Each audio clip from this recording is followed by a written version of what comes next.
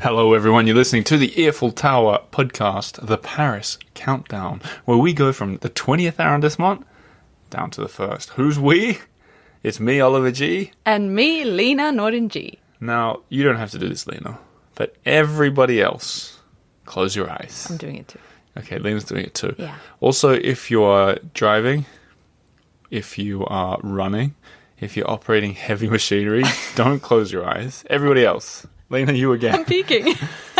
Now imagine Paris, the Paris that you think about when you're sort of trying to escape to a happier place. You got that in your head? Sure. Yeah? You've just imagined the 6th arrondissement.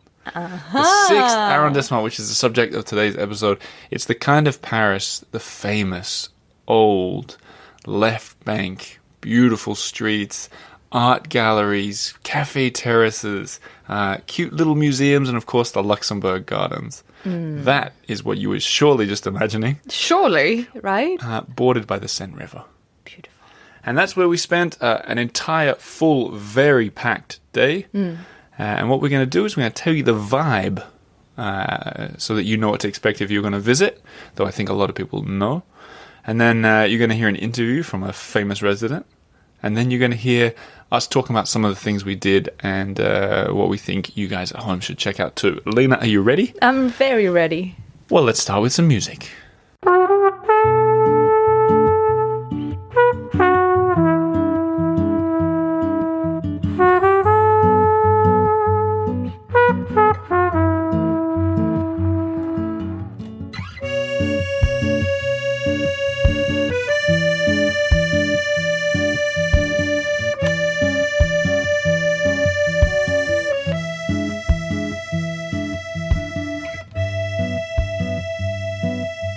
Another song by Press Maxim. Another smacker. Another smacker from Press Maxim, our resident DJ. Sure. So I don't know if we haven't talked about what he does for a while, but he plays all the instruments. Yeah. If anyone new around here, he, at least last time we talked to him, he said that he just listens to the song a couple times and then remembers it. Yeah, I don't know how he does it. He's a savant. Yeah. He says this week for the 6th, it's a song appropriately titled Jardin du Luxembourg by Laura. Capitalized Laura. Laura. Yeah. The stage name of German jazz singer and CNSM student. That's the Conservatoire National Supérieur de Musique et de Danse de Paris. Gosh, lucky that they shortened Very that. French. Laura Kipp. And he says, trying to represent the legends in this earful season, as well as the up-and-comers. Personally, I was struck by how gorgeous this song was. He gave me the perfect excuse to dust off my trumpet. There's more. He says, for all the eagle-eared listeners, what song about the 6th would be complete without resident musical hero Charles Aznavour? He was born in the 6th, lived in the 6th, memorialized in the 6th, and in the YouTube version of this song, so the full version, listen for a nod to his song Emmenez-moi. Oh my god, I love this. Well, so in-depth, so researched. Emmenez-moi is one of my most favorite songs of all time. Yeah. So, okay, thanks, Prez, another great song. And he's touched on some of the vibe. He's sort of got us going here. Definitely. He mentioned jazz.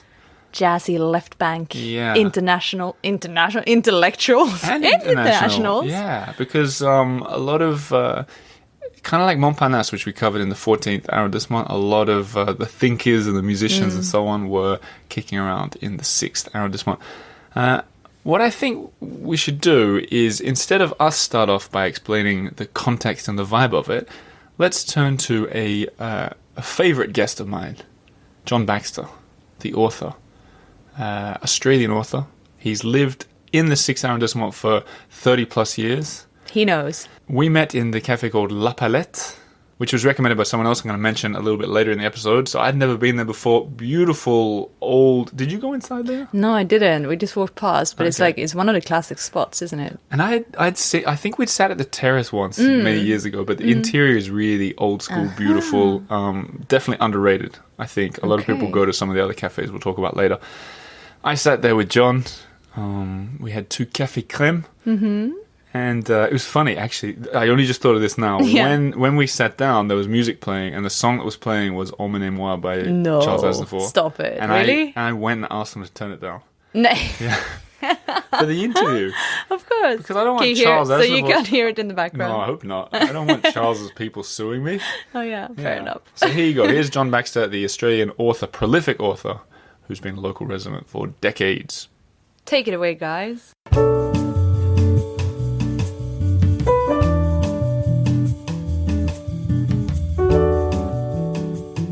John Baxter, lovely to see you again. Lovely to see you, Oliver, as always. Two Australians together, the other side of the world. Sitting in a Paris cafe. Exactly. We've made it. It's not King's Cross, but, I was thinking it might be nice for me, but also for everyone listening, to get a bit of context about the 6th arrondissement. So you lived here for over 30 years. You spent a lot of time walking the streets of the district. For the people who've never been here, don't know anything about it, can you explain this district for me, the 6th arrondissement? Well, it's huge, of course, and it contains mini districts. It has the Luxembourg Gardens, it has Montparnasse, and it has Saint-Germain-des-Prés. So really, you're talking about a kind of Disneyland in a way, of different rides, different locations. I find it fascinating because it's the old arrondissement where the foreigners used to come. They used to call this the quarter, in the sense of the native quarter, or the sort of diplomatic quarter, because within the 6th you didn't have to speak French. Everybody was so used to working with foreigners that you could depend on people understanding what you meant. Also, you could hire people very cheaply to do, look after your house and do your cooking and everything. So it was perfect for foreigners. Are you talking about like in the 1920s kind of? Yeah, from the late 19th century all the way up through into the 50s, it was like that. Okay. Yeah, this used to be the cheapest place in Paris to live. Now it's the most expensive. Well, this is a context I was really interested in learning about from you, because I know you've written a lot about a lot of the old authors, the old Paris. These guys, Hemingway and co., they wouldn't have been hanging around here today, would they? Hanging around here, no. In Montparnasse, yes. But Montparnasse is a kind of a long way from here. This area, Saint-Germain-des-Prés, was pretty well entirely French. The small rooms, little cafes, little hotels. Then you got the Luxembourg, the big park, and then you got Montparnasse, which was kind of the going to Chinatown. Let's go and look at the weird bohemians, and the big cafes were there. People hung out in the cafes. Tourists would go there because everybody spoke English, and so the vibe was very different. It was exotic, intentionally exotic. It's fascinating from a historical point of view, Montparnasse. Down here, it's more kind of where I live. This is a cafe, the Palette. One comes into here frequently. One goes to the various other cafes. One does one's shopping. This is my home village in a way, Saint-Germain-des-Prés. With the new Charles Aznavour statue. That's right. That you're not a fan of. Oh, I don't mind Charles Aznavour. I don't like the statue. It's just a kind of heart, not even a bust. It's a head on a plinth. It looks to me like a shrunken head, actually. But it's true. He was born on Rue Monsieur le Prince. He deserves a monument. Why not? Did we ever talk about? Did you see him walking around before? Aznavour? Yeah. No. Before my time. Oh, okay. But he only died fairly recently, though, right? Yeah, quite recently, but he wasn't very mobile for a long time. His great days were the 60s and 70s. And he didn't hang around here very much. He's mainly known as the Montmartre. There are a lot of tourists here. I initially suggested that you and I meet at Café Procope. You snorted so loud, I thought there was an elephant on the other side of the phone. Well, yeah, I don't like the Procope. The Procope boasts that it's the first cafe in Paris, but it wasn't. It was what they called a relais. It was a place where you waited to get on a coach to take a big trip, down to Lyon or something like that. So maybe while you were waiting for the horses to be put in the shafts, you would get a drink or something like that. But it wasn't a cafe. Cafes are really a development post Haussmann, post the 1870s, when for the first time there were sidewalks, and therefore people would go out and walk. Up until then, only about 20% of the streets of Paris were paved. The rest were dirt. So you didn't go out, and therefore, what would you want a cafe for? True, interesting. Okay, time's running away. I want to ask one last question. If there's one thing I should see in the 6th district, what is it? Well, it's probably the Luxembourg, and it would be... Well, everybody likes the Medici fountain. It is rather beautiful. But backed onto the Medici fountain is another older fountain with a very erotic bas-relief of Leda and the Swan, which I think is sublime. When it was put up, the idea they tried to ban it because it was salacious and it would give people the wrong idea. The little gems like that are scattered through the Luxembourg, and it just makes it so fascinating, really. Perfect answer, John. Thanks for your time, as always. My pleasure, as always.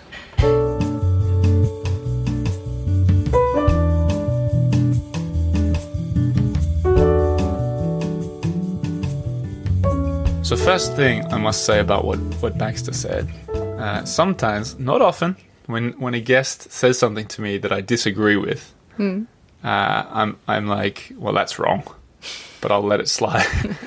And it turns out he was right about something, but he said that the 6th arrondissement is very big. Yeah. I was thinking, Baxter, it's tiny.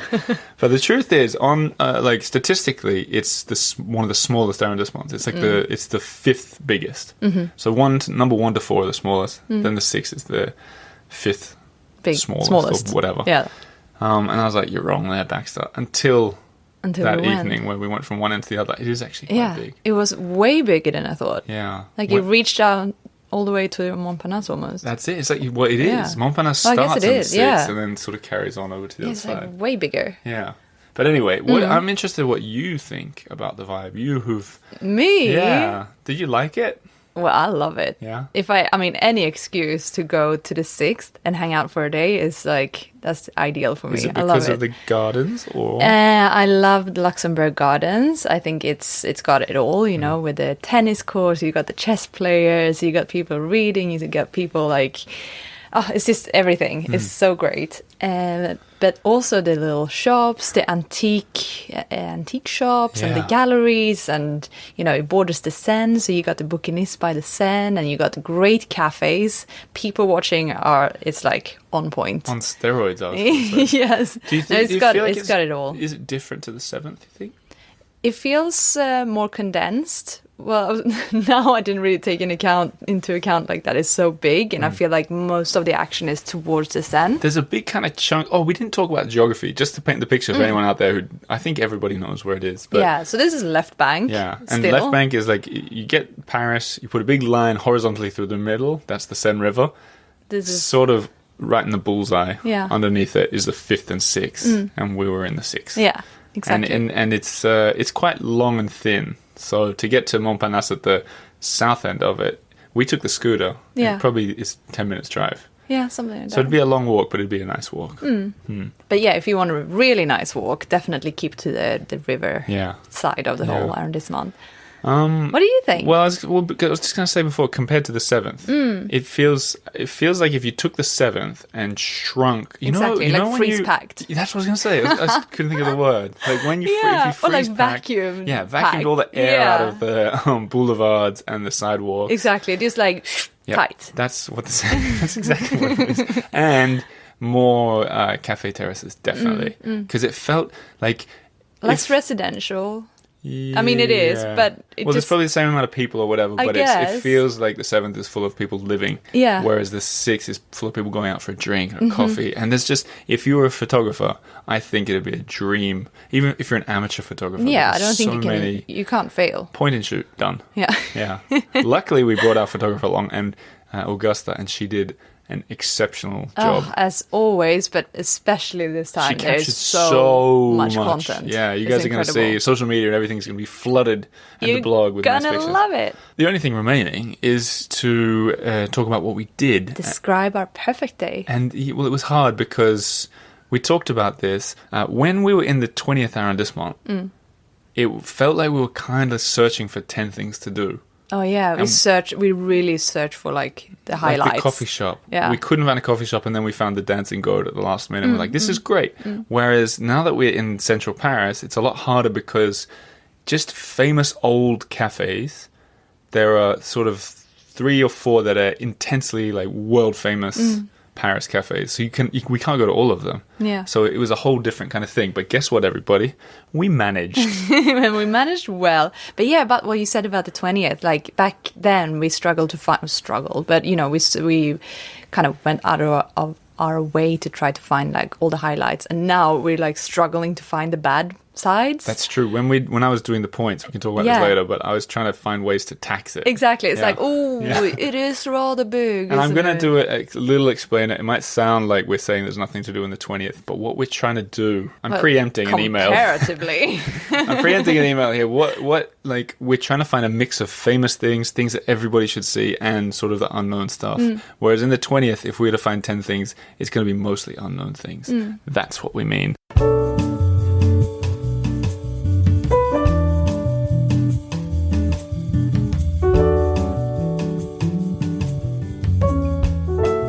So we did a heap of things, jam-packed. Yeah, so we're gonna have to go through it quick. We can't really spend long on anything here, but I think we go through everything was a highlight. Nothing was bad this time. No, nothing. It was kind of a perfect day. Yeah. So we started at the Café de Flore. For breakfast. You got 2 choices there: Café de Flore or Les Deux Magots. And then next to each other. I've always felt Les Deux Magots is a bit faker. Yeah? Yeah, I've always just felt. Yeah, I'm always more drawn to Flore. I don't know why. Me neither. Yeah, it's just one of those things. It was very basic. Might be the color scheme. I don't know. Yeah. It just feels warmer somehow. You know what? I can find a criticism. I ordered an egg. By the way, us ordering eggs was a funny thing. Oh yeah, we can't pronounce it. Well, I didn't think it was that. I think it's more like I don't know all the words for all the different ways for eating an egg. So first, you couldn't pronounce it very well, I think. I was like, je prends une F. Yeah, you didn't know if you pronounced the F. He's like, I thought you were hesitating. Quoi? Yeah. You were hesitating before ordering the pancakes. So bad. But then I was like, because everyone at home, I think I speak a bit better French than my wife. So I'm like, I'll take an F. Yeah, you were so confident. Yeah, and he goes, how do you want that egg? And I never order eggs, so I didn't know how to say hard boiled or fried or I just couldn't think of the words, or scrambled. Right now, I couldn't think of any of the words. So he's going through the options. I was like, I don't know what I want. Pick one. But my criticism was I did ask for ham on it, and it never came. So there's a point off. There's a point. But one thing I did like was we had crème, a café crème or cappuccino, whatever, and they have the word Café de Flore on it. Yeah, it's like stenciled. I don't know how to do it. Good branding. Very cool. Branding. Very Insta-friendly. Also, big shout out to Lily Heisey, who bumped into us there. Yeah. Made us feel like celebs. Yeah, Lily Heisey. Yeah. So hi, Lily, if you're listening. We went on to the Musée Delacroix. This guy, Monsieur Delacroix, an artist in the 60s. Yeah, he kind of became a bit of a reoccurring character. It's cool when because some people think there aren't themes to arrondissements. They're like it's an administrative area. There's no theme to it. But look, Delacroix, old mate Delacroix, he has his old house there, his museum. His work is featured in the Saint-Sulpice Church, which I just realized we also went to. I didn't write it down. There's also a big statue or fountain by him in Luxembourg Garden. Yeah. He's all over the place. Yeah. Delacroix. Yeah. That museum. The museum was great. It's small. Yeah, but it's got a little private garden. Yeah. It's very beautiful. So don't make the mistake, which I've done the first time I went there. I only thought it was like the first room. You have to go outside and down like a little staircase into the garden, and then you can pop into his atelier, which is cool. And they've got different exhibitions on, so it's almost not worth us talking about the animal exhibition that's on. No. Because it's going to change. But I will say it because there was a tiger in there from Desrolles. From last week. Where we met last week. Yeah. Paris is coming together. I know, it's cool. It's a cool museum, but we're not going to froth on about like we did about the Nissim de Commando and the 8th. It's not the same, like, at all. But it's worth, if you're into the atelier, the houses of the famous French people. Yeah, and if you're in the area, it's definitely worth a little You know why visit. else? Why else? The Fürstenberg Square out the front. Oh, yeah. One of the most photogenic squares and unknown, I feel. Like it's not crowded with tourists. It's very small. Yeah. It's like a little roundabout with beautiful big trees and lampposts. Put it this way. Go to that square. Yeah, it's very charming. Thank me later. From there, we split up, actually. And I haven't really told you about some of the stuff that happened. Because you went home to put the baby to sleep. Yeah. I went back. I had a really cool, like, hour here. I went first to the Bully perfumery, which you recommended to me. Yeah. And I went because in there. I've heard it from some of the residents at Jane Webster's chateau. Where you teach painting. Where I teach painting once a month. And she was like raving on about it. And I was like, I've seen it, but I never really like understood it or found out more about it. So I just quickly mentioned it to you because we happened to walk past. And I went in on an explorational sort of thing. I wasn't intending to... I just wanted to see, which I do. That's my life in Paris, going into place. And usually I would speak French, but I went in there, I said... There's like 4 women working there. I said, does anyone speak English? And this woman comes forward, and she says, hi, I'm Katie. And I go to say who I am, and she goes, and you're the Earful Tower. So if you're listening, Katie, thanks for making me feel... like a celeb for the second time in the day. But she explained to me it's this cool old story. It's a beautiful, beautiful perfumery. Oh, yeah. It's Fairly all like new, but they've taken an old brand that's 200 years ago and revived it and sort of really decorated it. Oh, it looks wonderful. It's got the vibe of like an old pharmacy with the dark wood and like the ancient painted looking ceiling. Lovely ceiling. And a lot of big glass jars with all the little different oils and like powders and things. So they do a lot of custom, or maybe everything's like custom. You build your own fragrance, you build your own, face mask or your own oil or your own... And they've got the pump, the things you pump to like smell it. Like a diffuser. Yeah, in like a test tube spiraling kind of thing. Oh, it's all so good. And the staff, they're all dressed in beautiful, like black pleated skirts and black sweaters with a white little Peter Pan collar. Oh, it's just exquisite. They're all trained in calligraphy. Did you know that? Really? Katie told me. Oh. So go and check that place out. Lena went back after I recommended it to her. Yeah. And got, what did you get? I got a lip balm that you could shoot, like customize the box that it comes in, and you can get it monogrammed, which I love. I don't really know why, but I love it. So anything monogrammed, I'm in. LNG. Yes. Lena, not in G. You know what I did after? I was looking through the window, and I see across the road that Edouard Manet, who some of his work we saw in the Musée d'Orsay the week before as well, he lived there. Popped across the street because the door was open, a workman was going in, made friends with the Gardien. Oh my God. He lived on the first floor. And? Manet, not you met the Gardien. him? No. But it was a really good door knocker. Exceptional, golden snakes. Go and check that out too. And then I did something else we haven't talked about. I went to a hotel with a very average name. It's called L'Hotel. The hotel. That is hard to find on Google. Yeah, that's true. Yeah. That's true. But there's a way to find it that's easier, because I don't think I'd ever walked down the street, but I saw the sign saying this is where Oscar Wilde lived up until his death. And I'd heard about this place before. Yeah. And when we were doing the hotels for this season, I was thinking we should stay in that room because I'd heard that they'd made it a sort of memorial to him. Yeah, a bit of a museum almost. Yeah. I haven't read all of his work or anything. I read a couple of his books. Love the guy. Seemed very, very talented indeed. But it's not like, I think the people who are deep fans of his should seek out this room. But I had always wanted to check it out. So you know what I did? Tell me. I went in and I said, hey, can I see it? And he said, yeah. I'll show you. I told him how it was. I flexed a bit to get in, so I could share this with Katie everybody. around the corner recognized me. You want to talk to her? I said, when I was sitting in Café de Flore this morning, Lily walked up as well. This guy's like, what are you talking about? I'll let you in. I'll let anyone in. But I went up there and I took lots of pictures and videos to share with everybody so you can see as well. But beautiful old room. They've really made it Oscar Wilde-y. So they've put pictures of him. They've put... I think it was letters that he'd written framed on the wall, that kind of stuff. And it was very exceptionally unusual kind of room. Like it was hard. It's hard to describe, but they had these walls that looked like they were made of like almost glittery green. Well, I've seen some photos that you took and videos, and it looked like it was hand painted. Peacocks. Yeah. In gold on a green background on the walls. Yep. And also the bathroom or the tub is quite special. It's very old school. A lot of wood in there, and there's a huge terrace, like balcony terrace, on the one floor up from the ground. Oh, wow. So I asked him how much it was. He said it's between 800 and 1,000 euros. We're in the peak of summer, so it's about half the price of Plaza Athénée from the 8th. Which one would you rather, if you had to pick?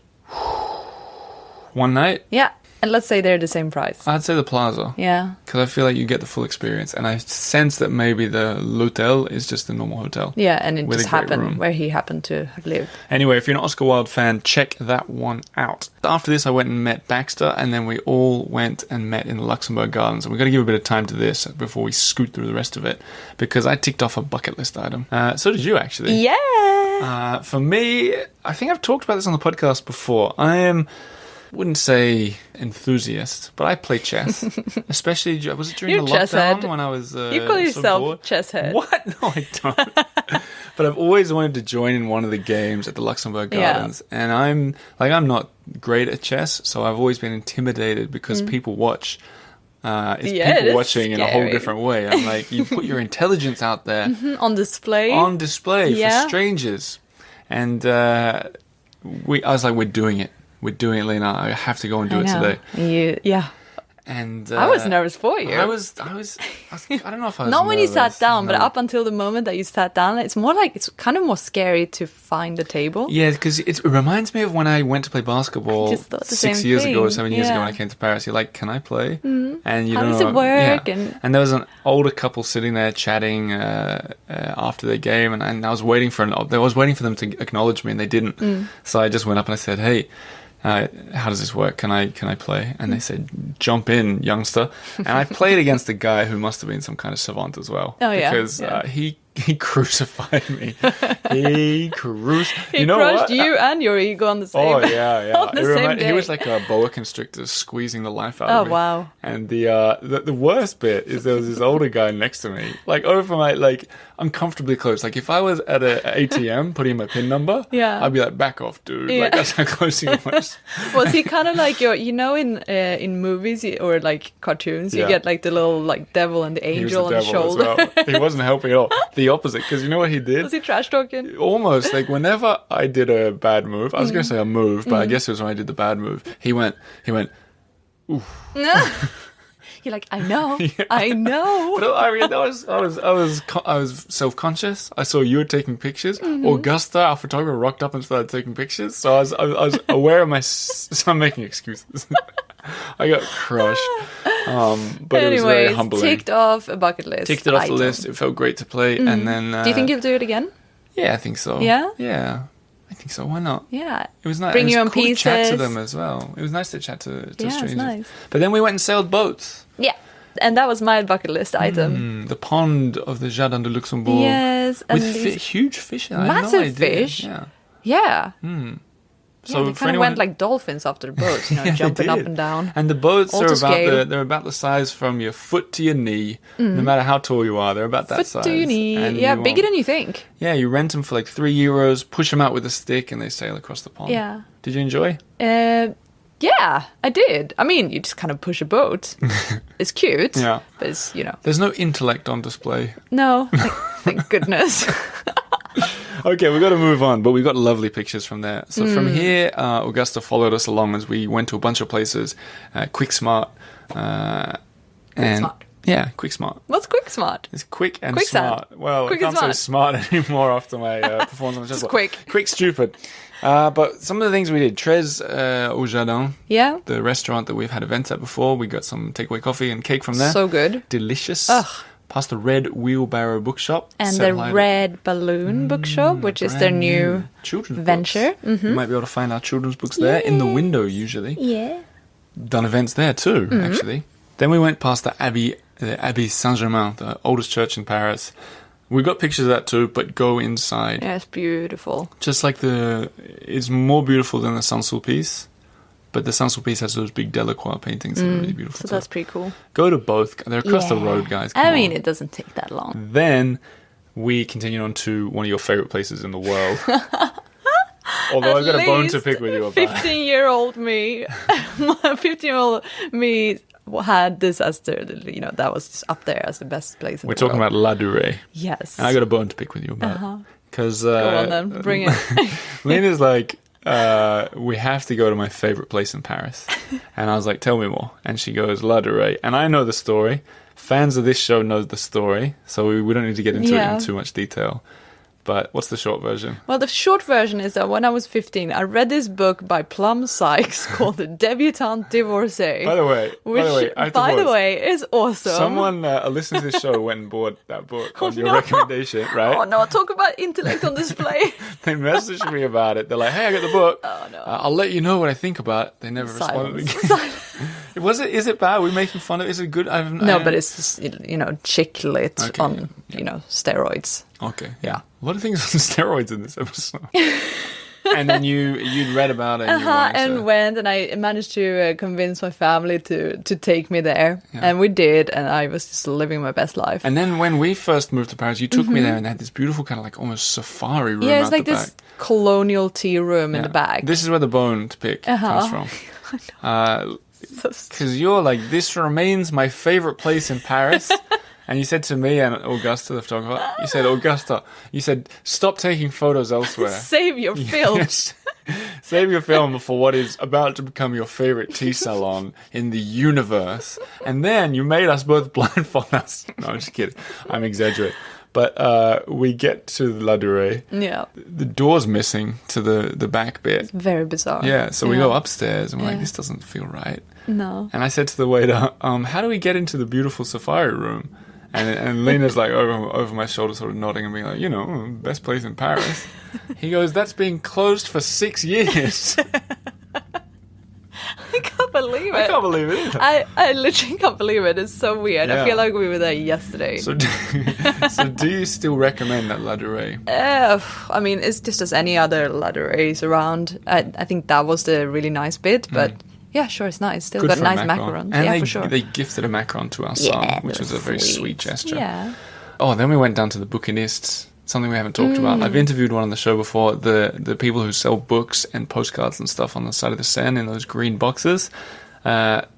Really worth doing. The first couple of years I was in Paris, I was a bit almost intimidated by them because I was like, I can't see any prices. Are they secondhand books? It's funny how that is always intimidating. It's like, I guess it opens up to conversation. You have to like talk about prices and talk about, it could be a language thing too. Yeah. But now I feel a lot more comfortable with it, and I went and I was browsing the postcards, and I've been quietly collecting these 100-year-old postcards, especially the flooding Seine from 1910.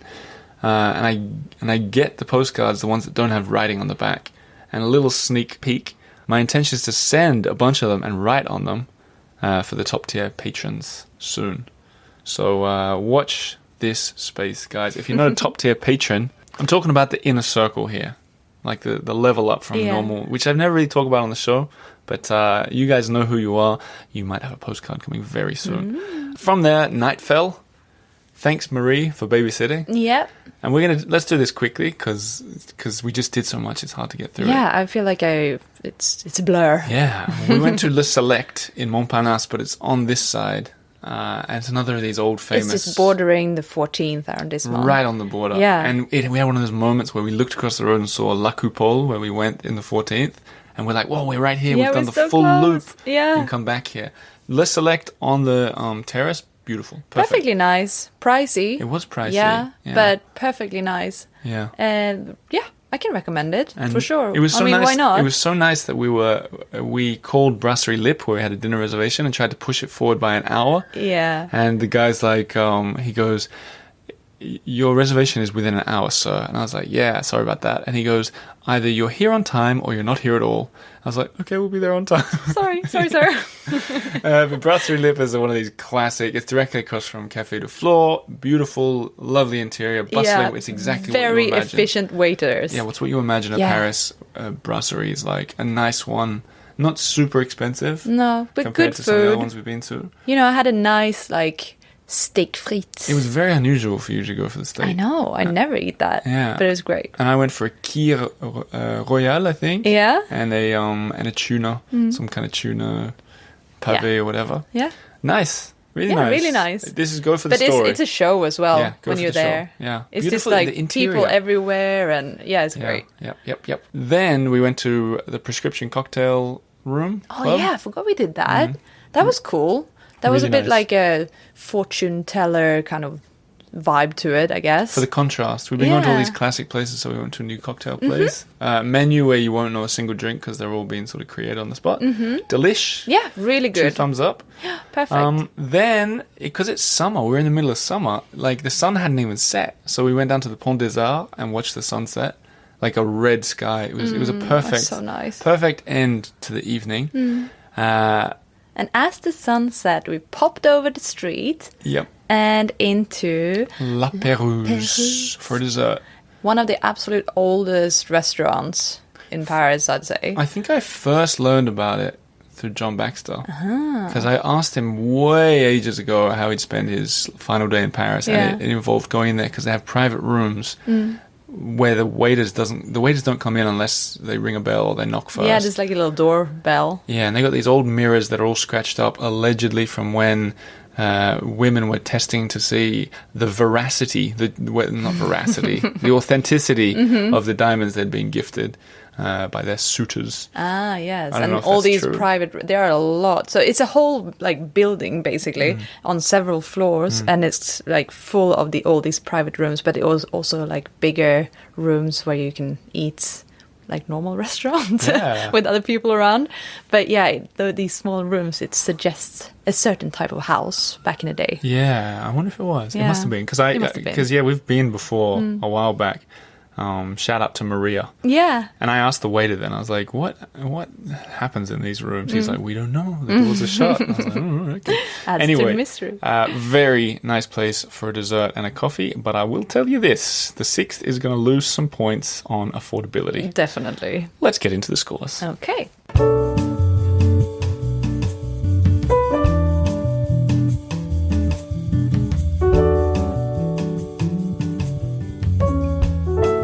So the scores, I'll remind you that the 7th last week came out on top so far. Let's whiz through these quickly. Okay. Strollability. 9. Me too. Very strollable. Affordability. 4.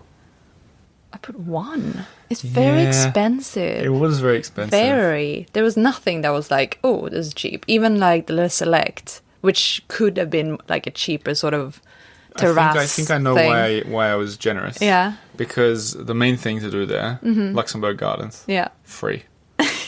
Chess, boats, free. Boats €3. Yeah, But you're right. well. I think you're closer to right on that.